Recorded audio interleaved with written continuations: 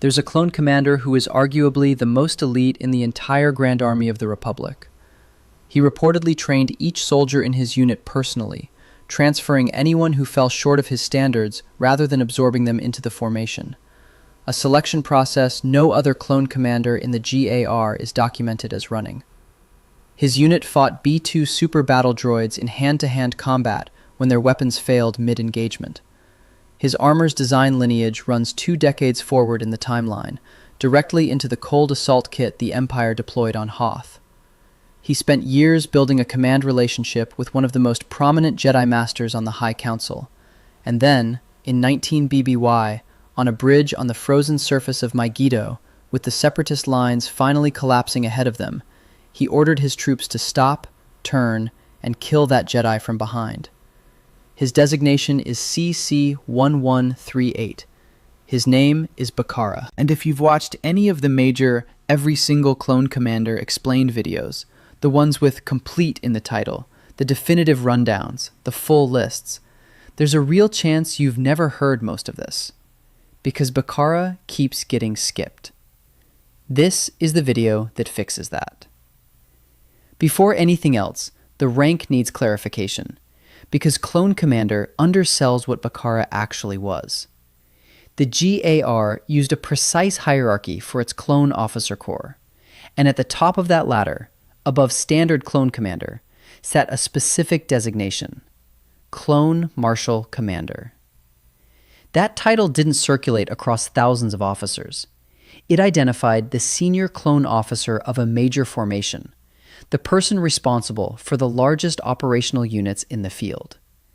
Multiple sources covering Bacara's career, including the Wookieepedia canon article and the unit documentation, consistently describe him using this specific title, not standard Clone Commander, Clone Marshal Commander. That distinction isn't pedantic. In a military structured around precise rank, the gap between Commander and Marshal Commander is the gap between a field officer and the person those field officers report to. Bacara didn't just command the Galactic Marines. He commanded them as the apex product of the Clone Officer Program, holding the highest non-Jedi rank the Grand Army produced. CC-1138 began the same way every clone began, a genetic template drawn from Mandalorian bounty hunter Jango Fett, grown in a Kaminoan acceleration facility, aged and conditioned at a pace no naturally born human could match. What separated him from the baseline was the training that followed. His initial conditioning came from a journeyman protector of Concord Dawn. The journeyman protectors were the law enforcement order of Mandalorian space, peace officers operating out of a world in the Mandalore sector, drawing from the same cultural tradition that produced Jango Fett himself. This wasn't standard Kaminoan instruction about formation holding and fire discipline. This was Mandalorian methodology applied at its operational core: how to close distance on a target, how to make decisions under pressure without a command structure to lean on, how to maintain lethality when the environment stops cooperating. It was the same foundational tradition baked into Bacara's DNA, now being taught to him explicitly as craft. Most clones got Kaminoan conditioning. Bacara got Kaminoan conditioning plus Mandalorian law enforcement methodology taught by someone who practiced it professionally. Then came the Advanced Recon Commandos. ARC training was the most selective program in the Grand Army's entire institutional apparatus. ARCs weren't line infantry with upgraded gear. They were independent operators, capable of solo missions, trusted to make command decisions without a Jedi standing beside them, designed to function in conditions where standard clone doctrine called for waiting on orders. The pipeline that filtered candidates before they reached ARC-level training removed the vast majority before they arrived. Getting to ARC training at all was the credential. Most of what you learned there, you had already demonstrated you could learn before you walked in the door. Bacara moved through all of it: standard clone conditioning, Concord Dawn Mandalorian instruction, ARC-level tactical training. 3 distinct schools of warfare stacked on top of each other. The layered preparation that produced him was the most intensive combination the GAR's training infrastructure could assemble, and it shows in every documented aspect of how he led. During that final ARC training phase, CC-1138 chose his name, Bacara. Clone nicknames were typically assigned by brothers, carved out of personality, a moment in training that became permanent shorthand, something someone said that stuck. The name arrived from outside, given to you, the way most identities in the clone program were given rather than chosen. Choosing your own name is a different kind of act. During the most demanding training program in the clone military, with every failure still carrying the risk of washout, Bacara decided who he was before anyone else could decide for him. That choice, made in that specific context, is a small fact that explains a great deal about how he commanded for the rest of his career. The unit he was assigned to lead carried a formal designation, 21st Nova Corps, part of the 4th Sector Army, the 4th Outer Rim Army of the Grand Army of the Republic. But the name that stuck was the Galactic Marines. The official canonical description from Wookieepedia states it plainly: a prominent military unit of clone troopers noted for their unique armor and relentlessness in combat. That word, relentlessness, isn't standard language applied to standard units. It appears in institutional documentation when a unit has done something specific enough to force the terminology. The Galactic Marines earned it. The record is there. The armor itself tells part of the story. Where standard Phase 2 clone trooper armor was designed as general-purpose infantry kit for variable terrain, functional across the urban canyons of Coruscant, the desert plains of Geonosis, the jungle corridors of Felucia, the Galactic Marines wore a visually distinctive insulated variant, immediately identifiable, white with specific markings, built for the frozen and inhospitable territory the Outer Rim produced in abundance.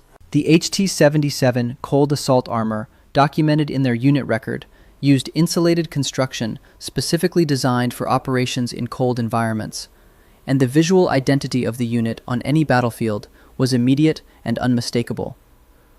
What those visual markers carried in practical terms was a statement about the unit's purpose. The Galactic Marines were purpose-built for the environments where other formations would struggle to maintain effectiveness before engaging the enemy. Their armor wasn't a choice from a standard catalog. It was a declaration of specialization. The design lineage of that armor does not end with the Republic. Imperial snowtrooper armor, the cold assault kit the Empire deployed for exactly the kinds of operations the Galactic Marines had run throughout the Clone Wars, traces its direct lineage back to what the 21st Nova Corps developed and wore. When the Empire absorbed the Republic's military infrastructure in 19 BBY, the insulated cold assault armor program transferred along with everything else. The Galactic Marines didn't just fight in difficult environments. They developed the material solutions for doing it, and those solutions were considered sufficiently effective to carry forward nearly 2 decades into the Imperial period without fundamental redesign. The Empire was, in this specific sense, a continuation of what the Galactic Marines had built. The tactical specializations extended well beyond cold weather operations. The unit's documented training preparation covered sand, snow, airborne toxins, and volcanic ash, and the vacuum conditions of ship-to-ship boarding operations. Their confirmed specializations included capturing Separatist vessels in boarding operations, land-to-air assault insertions from orbit, and sustained offensive operations in environments where establishing a foothold was itself the first challenge. This was a formation built to go where other units couldn't maintain operational effectiveness, to find the enemy in those places and close with them under conditions that would degrade most infantry before a shot was fired. Their first major recorded engagement, at the Battle of New Bornalex, established everything. The Galactic Marines deployed with new weapon systems, equipment the Republic had issued with confidence, the kind of gear that works in field testing and in the controlled conditions under which armies decide to adopt hardware. Mid-engagement, those systems failed. Not degraded performance, not reduced accuracy in extreme weather. Failed completely. The Marines found themselves in a live combat environment against B-2 super battle droids with weapons that wouldn't fire. The B-2 wasn't a standard combat droid. It was a heavy frame unit designed specifically to defeat infantry who had functioning weapons. A reinforced Durasteel chassis, rated to absorb multiple direct blaster hits, arm-mounted blasters integrated directly into the frame, rather than handheld, physical mass and durability that made it a genuine threat even for well-armed clone troopers. The B-2's design philosophy was built on the assumption that its opponents would be shooting at it. Against infantry with non-functional weapons, it wasn't supposed to be a fight. It was supposed to be a slaughter. The Galactic Marines didn't rout. They closed the distance. What hand-to-hand combat with a B-2 super battle droid means at the operational level is two things simultaneously. It's physically dangerous in a way that even firefight infantry combat isn't, because the droid's mass and integrated weapons at close range make survival dependent on getting inside its engagement envelope before it can track and aim, which requires moving toward a machine actively trying to kill you rather than away from it. The instinct of any trained soldier under fire is to maximize distance, to use cover, to suppress and maneuver. The Galactic Marines at New Bornalex had no means of suppression. Every instinct their training had built pushed toward the solution of taking cover and waiting for a viable moment. They went forward anyway. The second thing, it's a choice. Made in real time, under combat stress, by individual soldiers and then by the unit collectively. Not in order to charge, that someone at the top of the formation gave with full information. A distributed decision, arriving at the same conclusion simultaneously across multiple Marines, who each processed their situation and chose the tactically counterintuitive option because the alternative was worse. That kind of collective decision, under those conditions, is what relentless looks like when the documentation is trying to describe it precisely. They won. New Bornalex is the foundational story of what the 21st Nova Corps was. Not their most famous engagement, not the one that ended the war, but the one that proved the unit's character when the material conditions failed them completely. Every subsequent reputation the Galactic Marines built, the institutional description of relentlessness, the language that followed the unit through the rest of the Clone Wars, traces back to a planet where the weapons stopped working, and they kept going anyway. That is a more complete proof of unit quality than any number of successful engagements with fully functional equipment could provide, because it demonstrates the character that produces results when the equipment stops being the differentiating factor.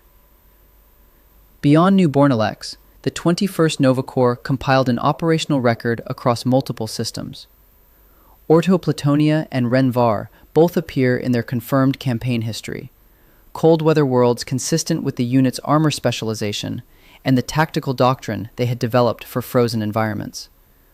On Kashyyyk, 4 Galactic Marines infiltrated a Separatist droid outpost, demonstrating the small unit infiltration capability their boarding operations training had built.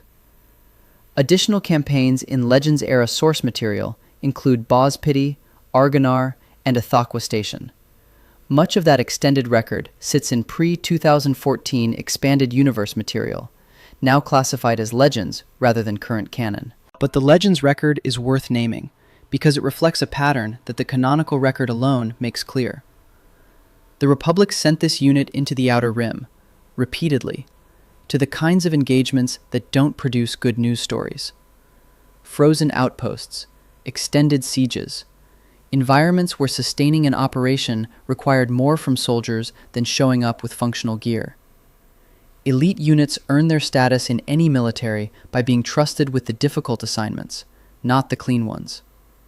The 21st Nova Corps became the formation the GAR deployed when the conditions were worst. Mygeeto, where the canonical record concentrates, was the culmination of that pattern.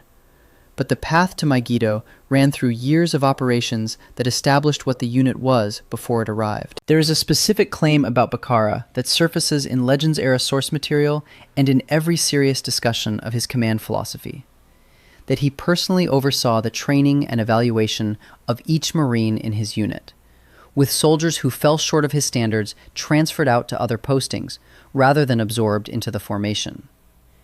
The claim ledger flags this detail as unverified in current Disney canon sources, which means it needs to be handled with precision, rather than stated as confirmed fact. What canon confirms? The Galactic Marines were officially described as relentless, with a commander whose own training represented the most intensive pipeline in the GAR officer corps, and whose unit's performance record reflects quality that was clearly deliberate rather than accidental. The results at newborn elects, the extended campaign record, the designation as a prominent elite unit in official documentation, all of that points toward a formation shaped by demanding standards operating consistently over time. What Legends-era material adds: the specific mechanism of personal evaluation, the systematic transfer of underperforming soldiers, the direct oversight that Bacara reportedly applied to building his roster. That level of procedural detail comes from pre-2014 expanded universe sources rather than current canon. It's Legends material, and the distinction matters for accuracy. The underlying argument holds regardless of which side of the 2014 reset it sits on, because the outcome is identical in either framing. A formation that fights B-2 droids in hand-to-hand combat when its weapons fail and wins has been built to a specific standard. Whether Bacara achieved that through direct personal evaluation or through a formalized structure he established, the result was the same: an elite unit that performed like one, under exactly the conditions that reveal whether the designation was earned. The canon confirms the outcome. The Legends material provides the mechanism. Both point in the same direction. The comparison that illuminates why this matters isn't a ranking competition. The 501st Legion earned its mythology through story. Rex, Fives, Tup, Echo. Characters with arcs and dialogue and psychological development that the Clone Wars built across 7 years of animated television. An entire generation of Star Wars fans grew up watching Rex argue with Krell on Umbara, watching Fives unravel a conspiracy that killed him before he could prove it, watching Echo get presumed dead and return as something different from what he'd left as. The emotional investment in those characters is real and earned, and the series built it deliberately over hundreds of episodes. The Galactic Marines built a different kind of case.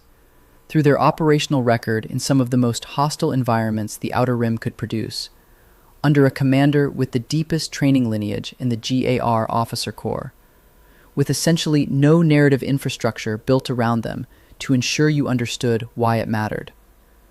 The 501st had a TV series. The Galactic Marines had their results.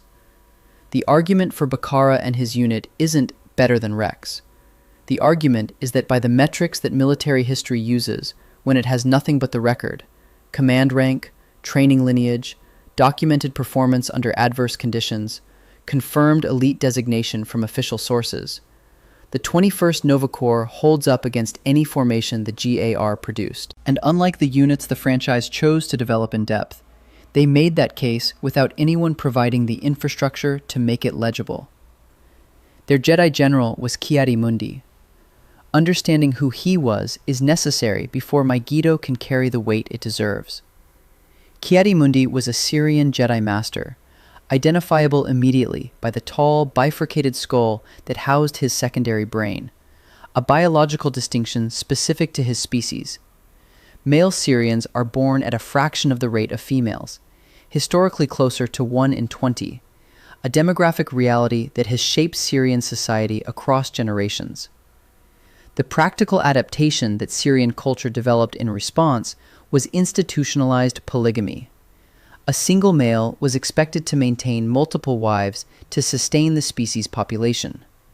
Not a cultural indulgence, a civic obligation, the biological mathematics of a species managing its own continuation. Ki-Adi-Mundi had 5 wives. The Jedi Order, which generally prohibited attachment and forbade marriage as a compromise of clarity and judgment, made a specific exception for him.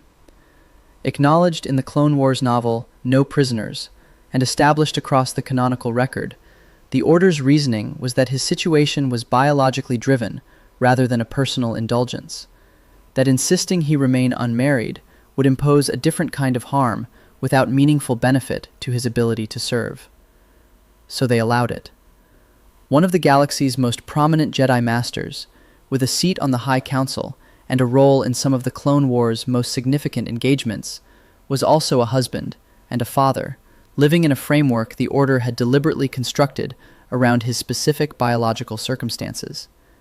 He had daughters from those marriages, multiple children, across multiple families, waiting somewhere while their father led the Galactic Marines through years of Outer Rim combat and attended sessions of the Jedi High Council. The Jedi Order's prohibition on attachment existed precisely because attachment creates vulnerability. The awareness of what can be lost that produces hesitation, compromise, decisions shaped by something other than duty. Ki-Adi-Mundi was the living test of whether a Jedi could hold attachment and obligation simultaneously without one corrupting the other.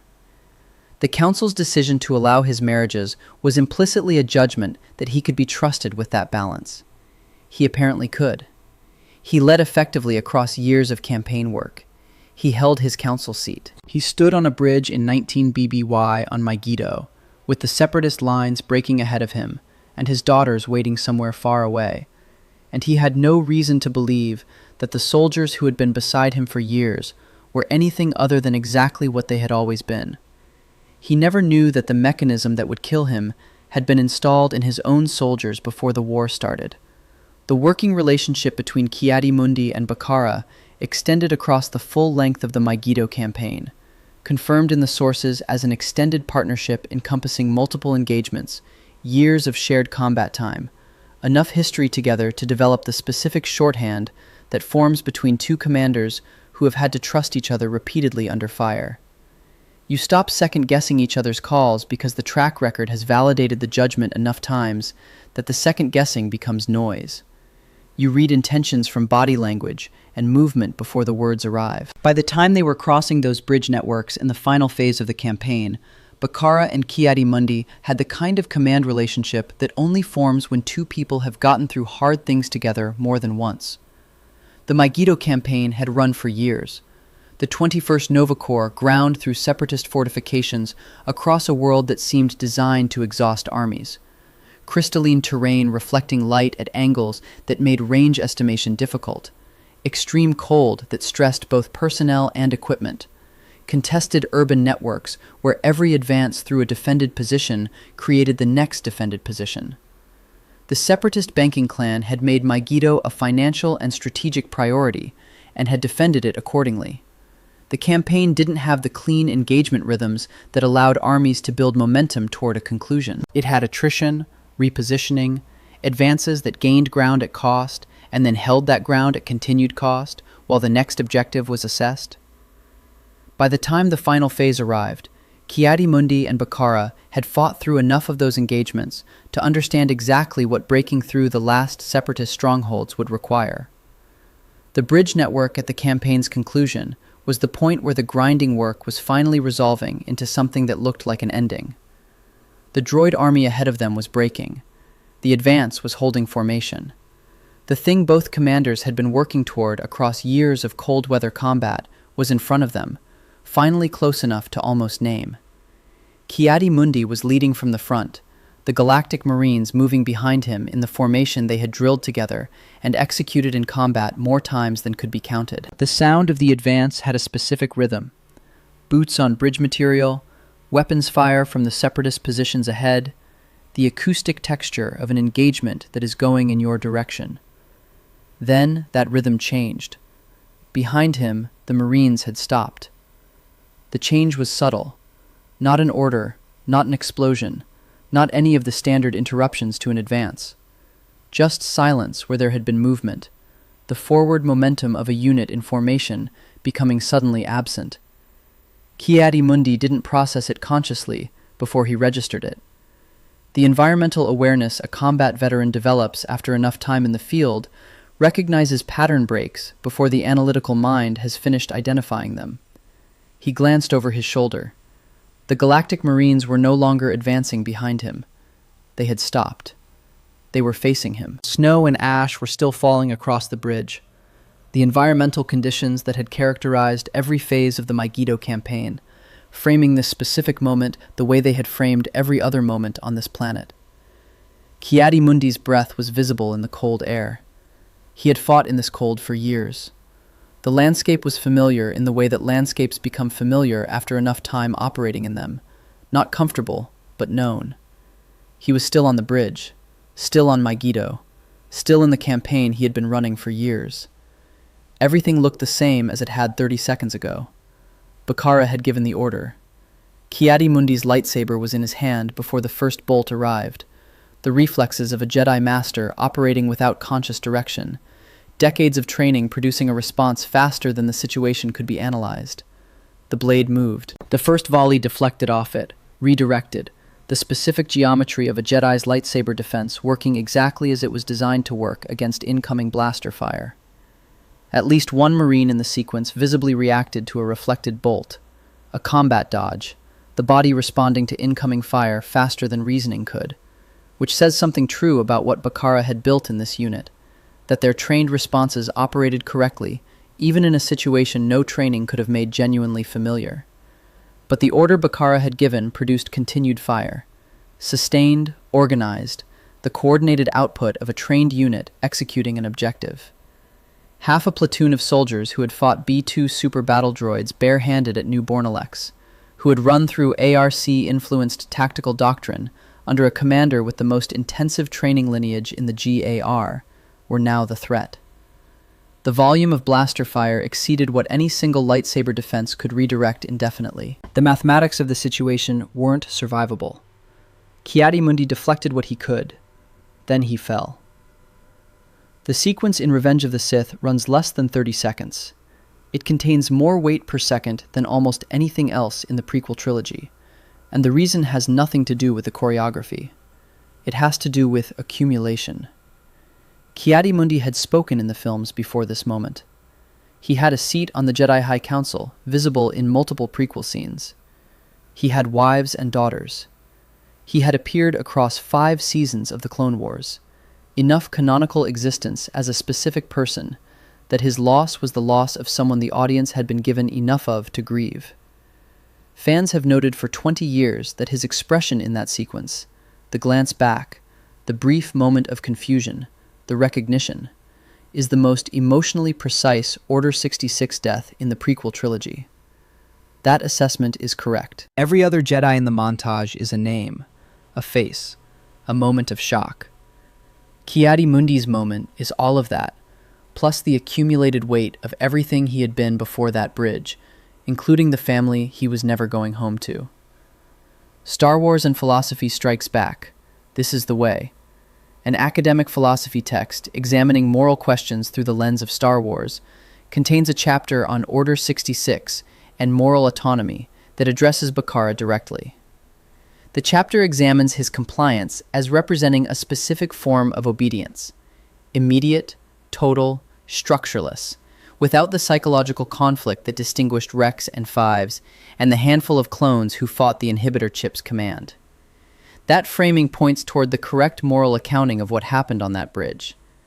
Bacara didn't betray Ki-Adi-Mundi. The Republic built the mechanism that made betrayal automatic, installed it in every clone soldier before the war began, and triggered it when Palpatine needed it triggered.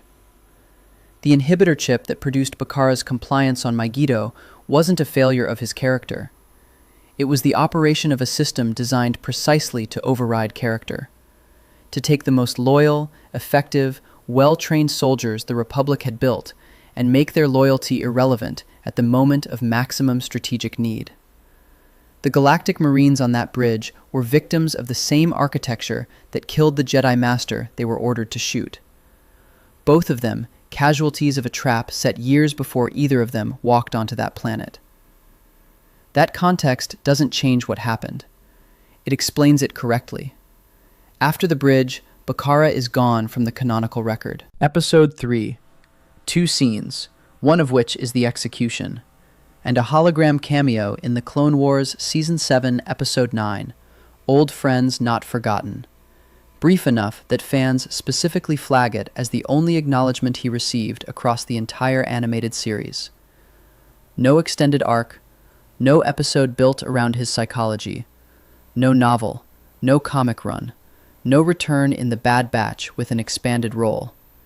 His canonical presence in the Star Wars franchise amounts to roughly 90 seconds of film and a single hologram frame.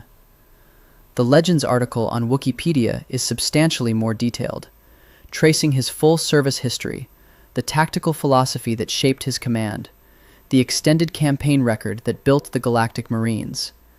But when Lucasfilm reset the canon in 2014, the pre-2014 expanded universe material was reclassified as Legends lore.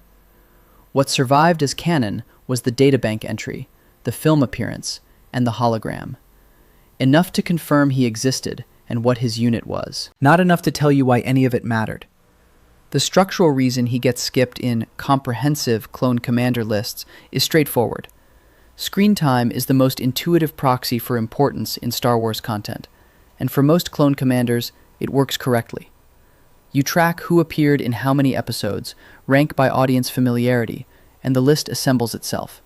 Rex at the top, Cody nearby, Wolf and Pawns filling the middle tiers. Characters with more episodes occupy more of the audience's memory. The shortcut is reasonable. For Bacara, it produces the wrong answer every time. His single scene in Revenge of the Sith carries more canonical weight per second than most commanders accumulate across a full series run. He executes one of the 3 or 4 most emotionally significant moments in the prequel trilogy. His unit is the direct institutional ancestor of the Imperial Cold Assault program. His training lineage is the most intensive documented in the GAR Officer Corps. His rank is the highest a clone could hold. None of that surfaces if you filter commanders by episode count, because he has essentially no episode count to filter by. The methodology that correctly evaluates everyone else fails specifically for him. The omission isn't malicious, it's structural. But structural omissions compound over time. Each video that skips him makes it easier for the next one to skip him, until the absence becomes invisible. Brief pause for a clone fact that has nothing to do with elite status. D. Bradley Baker voices every clone trooper in the Clone Wars. Rex, Cody, Fives, Wolf, every single one, including a commander named Apo. Baker also worked extensively on Avatar, The Last Airbender, which features a character named Appa. The Flying Sky Bison. Apo. Appa. Baker on both properties. That's either coincidence or someone in a Lucasfilm meeting had a very good afternoon. The debate that generates the most heat in Clone Commander discussions, predictably, has nothing to do with Bacara. It concerns CT-7567, Rex, 501st Legion, under Anakin Skywalker, and whether he was ever technically a commander. He was. The sourcing is clear. Rex held the rank of captain throughout the overwhelming majority of the Clone Wars. That is the rank under which he fought Umbara, survived Ahsoka's trial, argued with Pong Krell, and built every relationship the audience followed across the series. Shortly before the Siege of Mandalore, the final arc of Season 7, Anakin Skywalker promoted Rex to commander rank. Academic analysis of the GAR rank structure in Star Wars narrative confirms this directly. Rex of Skywalker's 501st Legion was promoted to commander shortly before the siege. The promotion was granted by a general with the authority to grant it, under operational circumstances that warranted the elevation. Rex held commander rank for the duration of the Siege of Mandalore. Order 66 came through immediately afterward. Unlike Bacara, Rex had his inhibitor chip removed before the command reached him. Ahsoka had arranged its extraction during the arc's final episodes, which is why he didn't execute her. He went a-wool from the GAR, ending his Republic service within days, possibly hours, of the promotion taking effect. The counter-argument, that he held commander rank for roughly 2 days before effectively being demoted, is accurate about the timeline without drawing the correct conclusion. The GAR doesn't retroactively strip rank from soldiers who leave service under extraordinary circumstances, and Rex's departure wasn't a disciplinary demotion. It was a person choosing survival and integrity over a military structure that had just ordered him to execute his Jedi commander. The rank was real when it was given. It remains real in the timeline. The clear position. Technically and canonically, Commander Rex, yes. What the debate is actually about, underneath the technical question, is identity. Commander Rex accurately labels a specific window of roughly 48 to 72 hours at the end of the Clone Wars. Captain Rex accurately labels everything that produced the person worth labeling, 6+ seasons of character that made that rank matter to the audience watching. Both facts are true. The promotion was real. The identity it produced wasn't the one that defined him. That distinction matters less for Rex than it might, because Rex has the series, the episodes, the character development, the audience investment to anchor who he was independent of his rank. It matters more for Bacara, whose canonical case rests entirely on what he accomplished, rather than on narrative time the franchise gave him to establish it. Rex gets debated constantly, the top question in any clone commander discussion, while Bacara, who holds a higher rank and a more intensive training pedigree, and whose defining scene may be the single most emotionally precise moment in the prequel trilogy, gets left off the list. That inversion is the actual story. RC-1262, Scorch, illuminates the broader point, and his arc is worth the brief diversion it requires. In Republic Commando, the 2005 video game, Scorch was Delta Squad's demolitions expert, written with a specific personality to differentiate him from standard clone characterization. Humor, wisecracks, warmth expressed through comedy, the pressure valve of a unit operating in the Clone Wars' darkest operations. The Delta Squad members each had distinct voices, specifically to make them feel like 4 people, rather than 4 identical bodies in identical armor. And Scorch's register, the soldier who made the joke before detonating something, was genuinely effective characterization. He was a specific person with a consistent voice. By the time the Bad Batch brought him back under Dr. Hemlock in Imperial service, that register was gone. Hemlock ran the Empire's advanced clone research and compliance programs, the institutional machinery that treated clone biology as a resource to extract rather than soldiers to respect. Under Hemlock's authority, Scorch functioned in a mode stripped down to procedural compliance.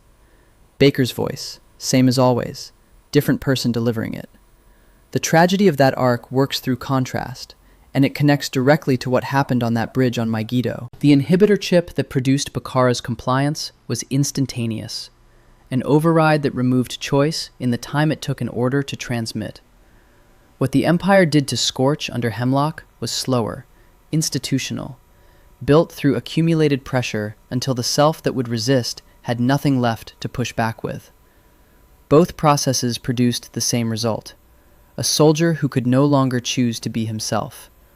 The mechanism differed in timing. The horror was identical. Bacara executed Ki-Adi-Mundi because the Republic had engineered his compliance before the war began. Scorch followed Imperial orders because the Empire had systematically dismantled the capacity for refusal over time. Neither man is the villain of his own story. They are both products of systems designed specifically to produce soldiers who couldn't refuse. Understanding that doesn't make the deaths on Mygeeto less real. It makes them correctly attributed. So here is the full accounting on CC-1138. Clone Marshal Commander, the highest non-Jedi rank in the Grand Army of the Republic. His training ran from Kaminoan baseline through a Mandalorian journeyman protector of Concord Dawn and into advanced recon commando instruction, the most intensive layered preparation the GAR's training apparatus could assemble. He chose his own name during that pipeline, during the most demanding program in the clone military, rather than waiting for someone to assign one to him. The Galactic Marines, the 21st Nova Corps, 4th Sector Army, fought B-2 super battle droids in hand-to-hand combat at New Bornalex when their weapons failed and won, then spent the Clone Wars as the formation the Republic sent into its worst environments and hardest assignments. Their armor's design lineage runs directly into Imperial snowtrooper kit. Their canonical description from the official record is one word: relentless. Bacara and Ki-Adi-Mundi, a Jedi Master with 5 wives, daughters waiting at home, a council seat, and years of Mygeeto combat history behind him, built a command relationship across the full length of one of the Clone Wars' most sustained campaigns.